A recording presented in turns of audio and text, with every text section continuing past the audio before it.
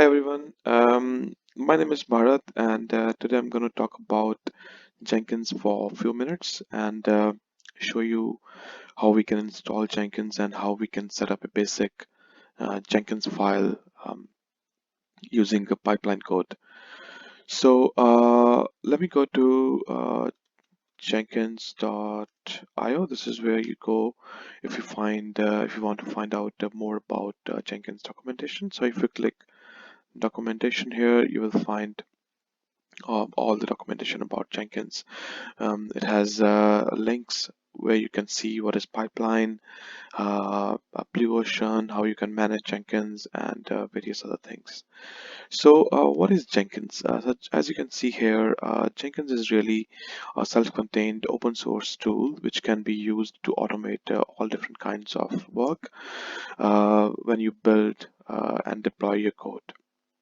So yes, so that's pretty much about Jenkins. So before we talk further, let me show you a quick video about Jenkins, and then we can talk further.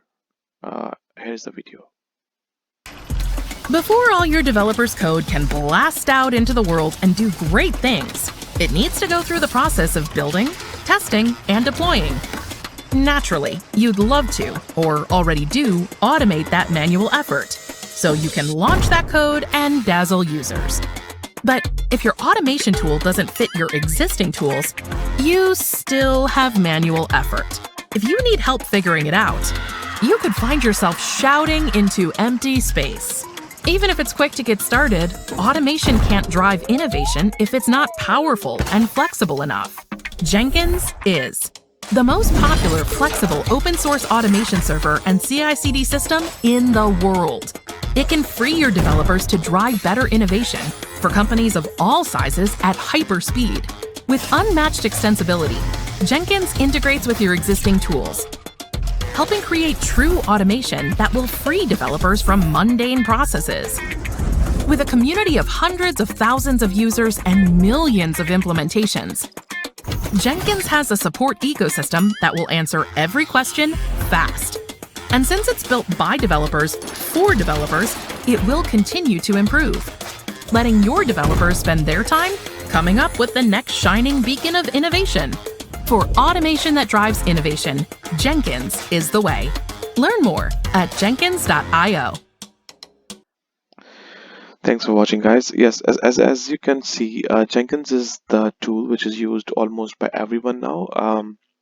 It has thousands and thousands of plugins which can integrate to other tools. Things like it can integrate to your, say for example, you want to communicate to your team once a build is done. So it can integrate to your tools like Slack, Teams, so which can actually push messages on these channels, or all automatic when your build is finished, so that your team knows what to do next.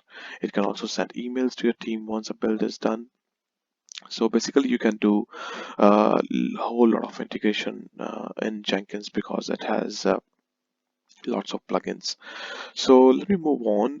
Let me show you how we can download Jenkins. So there's a little button over here. This is the way to download Jenkins. Depends which operating system you are using. So it has got two different types of download. So one is called LTS. So LTS is nothing but a long-term support.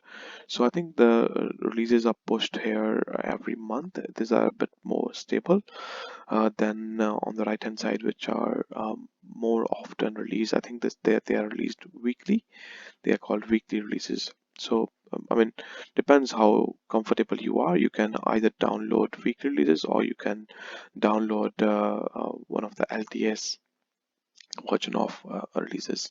So today we are going to download I'm going to show you on Windows. So here you click here for downloading your Windows installer. So once, I have already downloaded it, but this is just to show you guys. So once Jenkins is downloaded. So you can go back and you can go back here, click on documentation, and just follow this link of installing Jenkins. This is pretty simple. You probably will be able to do it pretty quickly yourself. So, but I'll just go through the steps really quickly. So you click your installer, which is now downloading. You click next, and you set up the pathway you want to install it, and you give the domain user if you want to use the same user for your login onto Jenkins. And you should be able to use 8080 if you're not using it for any other tool, but you can change it and test the port before you install Jenkins. And then you just Jenkins needs Java, so you should have Java on your system, and then you need to provide the Java uh, path here before you click next. So and then a few more steps, and then you click install. And once Jenkins is installed, you can find the Jenkins service on your Windows services like this. If it is running, that means you can log in to your Jenkins. So once you have installed it, you can actually go to localhost and the port which you have used, and you can login. So this login, the admin user, actually this is another interesting step. So once Jenkins is finished installing, if you try the localhost colon port the first time, it will show you something like this. So you can find administrator password in program files Jenkins secrets initial admin password. So you can actually go to that path and open the initial admin password file and then put the password in, and then you will see Jenkins screen which will really show you what all plugins you will need. So it'll present you with two things. One is where you can customize which plugins you want, or it will tell you the suggested plugins. I would go with the suggested plugins so that you have all the things which you need. Um, so after that, you can create your administrator user, and then you can log into Jenkins. So once you have created your admin user, you can bring up your localhost colon port URL and then log into Jenkins using your admin user. So I have obviously created a couple of projects already, but I'll show you how to create a new project. So once you log into Jenkins, you click on new item and give it a name. We'll say pipeline hello world 2, and then from this list you click on pipeline and then click OK. So then you click on pipeline, and then this is the kind of editor where you can write your code.